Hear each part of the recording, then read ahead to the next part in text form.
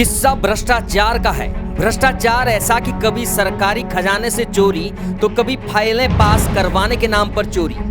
सरकारी सिस्टम में कुछ ऐसे भ्रष्ट अधिकारी हैं जो दिन रात रुपए इकट्ठा करने की जुगत भिड़ाते रहते हैं। उत्तराखंड के समाज कल्याण विभाग में समाज के गरीबों के कल्याण के लिए अपर सचिव के पद पर बैठाए गए IAS अधिकारी रामविलास यादव अपने ही कल्याण में जुटे हुए थे, यानी कि इनका भी सीधा फंडा था, राम नाम जपना और सरकारी सिस्टम का माल अपना।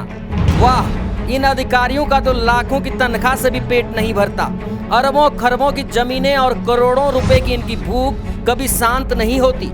लेकिन विजिलेंस ने ऐसा चाबुक चलाया कि रातों रात इस भ्रष्टाचार के आरोपी अधिकारी को गिरफ्तार कर लिया गया। देखिए, इसमें जो हमारे IAS अधिकारी हैं रामविलास यादव जी, ये इनके विरुद्ध हमें मुकदमा दर्ज करने की अनुमति जब मिली थी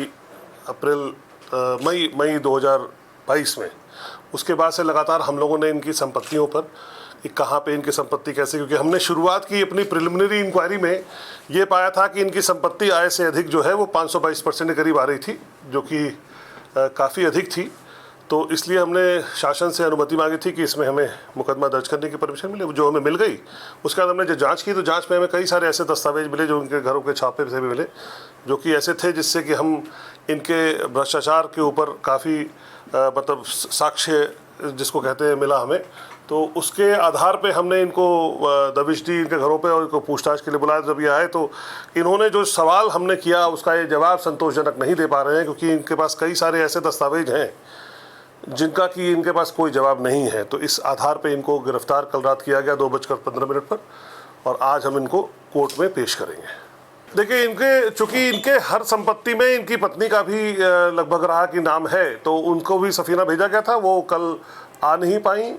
यद्यपि इनको जो निर्देश था कि इसमें सारे दस्तावेज के साथ ये माननीय उच्च न्यायालय का निर्देश था कि सारे दस्तावेज के साथ ये विजिलेंस हेडक्वार्टर में उपलब्ध होंगे, ये कोई दस्तावेज लेकर नहीं आए थे और सभी बातों पर इन्होंने अपनी पत्नी का नाम देकर टालते रहे कि सब उनको वो बताएंगी, उनसे पता लगेगा। तो ऐसा लगता है कि ये कहीं ना कहीं कुछ चीज़ों को बहुत गंभीर रूप से छिपा रहे हैं।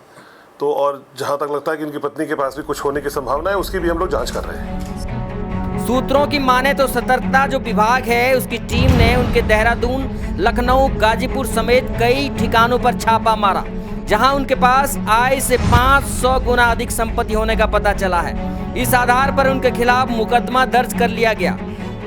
जब बचने के लिए न्यायालय की शरण लेनी चाहिए तो न्यायालय ने भी कोई राहत नहीं दी।